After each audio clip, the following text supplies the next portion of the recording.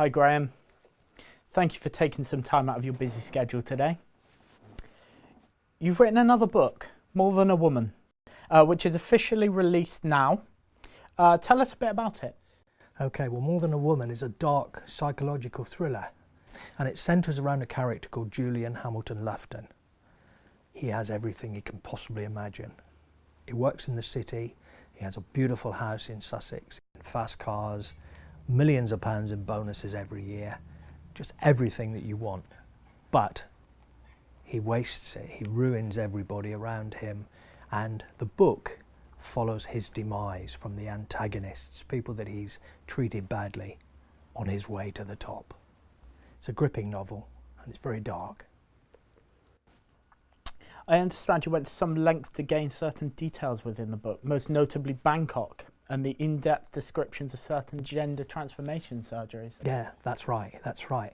I mean, a lot of the cosmetic surgeons are actually based in Seoul in Korea, and that is currently, it's the top cosmetic capital of the world. It's an incredible place. But a lot of the cosmetic surgeons have actually moved to Bangkok because it's less crowded, less regulated, easier for them to work, and they can make as much money because a lot of it's on the black market. In order to get the information, I talked to the Thai Tourist Board, who in turn gave me the names of a number of these surgeons, who eventually gave me a few of their patients who I interviewed and found out why they went through those procedures, how it affected them before and after, and very importantly, the pain that they went through. And in order to get the book to work and to get the feelings of those characters and the people, I did need to talk to people who'd actually been there and done it. And this isn't your first book, is it, Graham? How does it compare to your previous work? This one is much darker, it's heavier. And being a psychological thriller, I had to think very deeply about Julian and the people around him and how they would react to the things that had gone on before and after.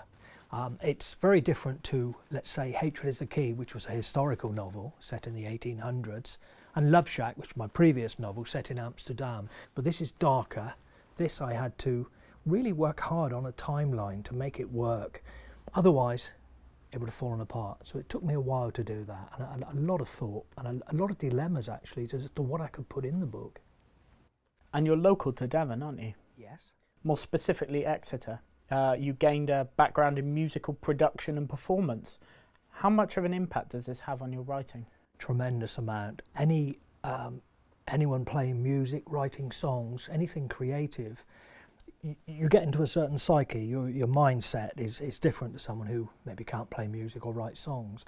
And what actually evolved for me was the writing. I never ever thought I'd become an author. It was something that was alien to me. I didn't read a lot of books or anything else, but I think having been creative, writing my songs, gave me the germ, that little seed that eventually became me as a novelist.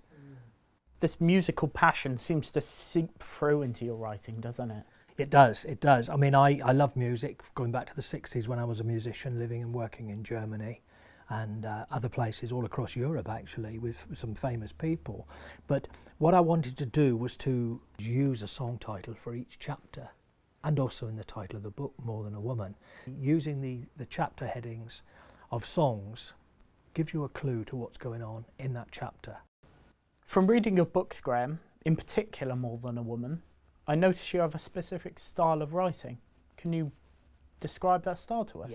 Yeah. Well, I started out writing scripts, and when you write film scripts, you actually have got to be very visual. You've got to, get your description, your dialogue's got to be short, sharp, tight. Locations are very important, times of day and things like that. So when I started writing, I thought, well, where is my market? And my market really are for people who don't read a lot, but who, when they start a book, finish it. That's why I keep mine very descriptive. People feel as though they're there. The characters are well drawn. Everything sort of clicks into place. I want people to get into book reading, and if they can read a couple a year, preferably mine, then so much the better. But I've gone out my way to make sure that they're visual and that they work. So Graham, your book's officially released. Where can our audience find a copy? Okay, well, it can be available direct from the publisher, which is tabithabooks.webs.com, and that can be signed. Or for anywhere in the world, it can be ordered from Amazon or as an ebook from Kindle. Right, we'll leave it there. Thank you, Graham. Best of luck for the future. Thank you very much.